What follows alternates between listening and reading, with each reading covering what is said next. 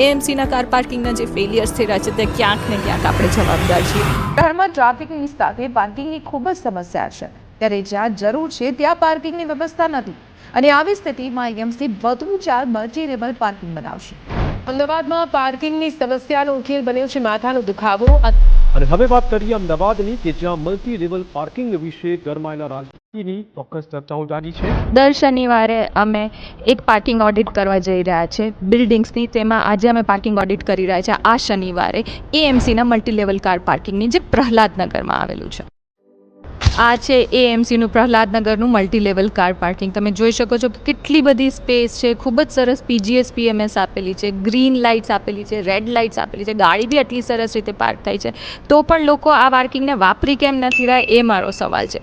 આટલા બધા heavy rods, આટલી બધી બિલ્ડિંગ, આટલું બધું કન્જેસ્ટેડ એન્ટ્રી એન્ડ એક્ઝિટ અપાર્ટમેન્ટની આજુબાજુ થઈ રહ્યું છે. આ જ્યાં બી આ ફેસિલિટી આવી રહી છે એની આજુબાજુ ચક્કા જામ ટ્રાફિક થઈ રહ્યું, તો પણ લોકો એમસીનું પાર્કિંગ નથી વાપરતા. હું એકચ્યુઅલી અહીંયા આવી હતી કે હું કંઈક બોલી શકું કે એમસીની આ પ્રોબ્લેમ છે કે આ પ્રોબ્લેમ, અને એકચ્યુઅલી અહીંયા કંઈ જ પ્રોબ્લેમ નથી મળી રહી એએમસીના કાર પાર્કિંગમાં. આટલું સ્પેશિયસ કાર પાર્કિંગ, આટલા સરસ ડ્રાઈવેઝ, 7 મીટર 7.5 મીટરથી વધારેના ડ્રાઈવેઝ આપેલા છે.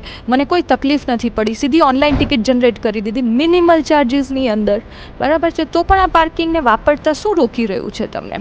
એએમસીના કાર પાર્કિંગના જે ફેલિયર્સ થઈ રહ્યા છે તે ક્યાંક ને ક્યાંક આપણે જવાબદાર છીએ.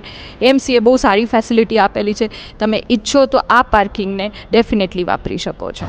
એએમસીનું આજે પાર્કિંગ હેન્ડલ કરે છે રાજ આપણી જોડે છે. ચલો આપણે રાજને થોડા ક્વેશ્ચન પૂછે કે લોકો અહીંયા પાર્ક કેમ નથી કરતા, શું ઇશ્યુઝ આવે છે? આટલા હેવી રોડની અંદર બધાએ 12 ગાડીઓ પાર્ક કરી છે, આટલી ગરમીમાં લોકોએ 12 ગાડીઓ પાર્ક કરી છે, અને એએમસી આટલી સારી ફેસિલિટી આપી છે, તો કેમ લોકો ગાડીઓ પાર્ક નથી કરતા? ચલો આપણે ક્वेश्चंस पूछिए राज ने.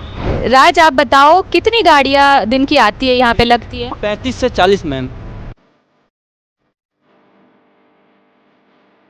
35 से 40. और कैपेसिटी कितनी है, कितनी गाड़ियाँ लगाने की कैपेसिटी है यहाँ पे? ये 70 गाड़ियाँ मैम.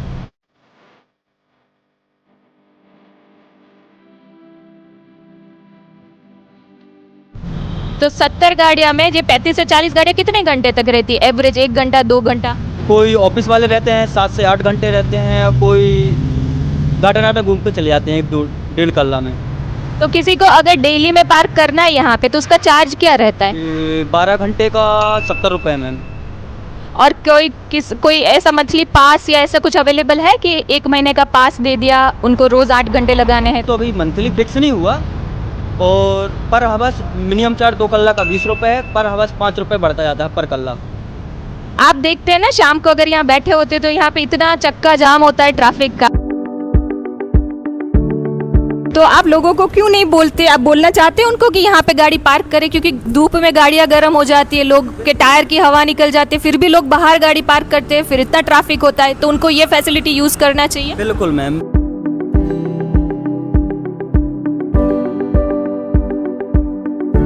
मेरी वो है तो मतलब पार्किंग में ही रखें, क्योंकि पार्किंग आप ही के लिए, पब्लिक के लिए बनाया है म्युनिसिपालिटी वालों ने, तो फुल यूज करें पब्लिक तो.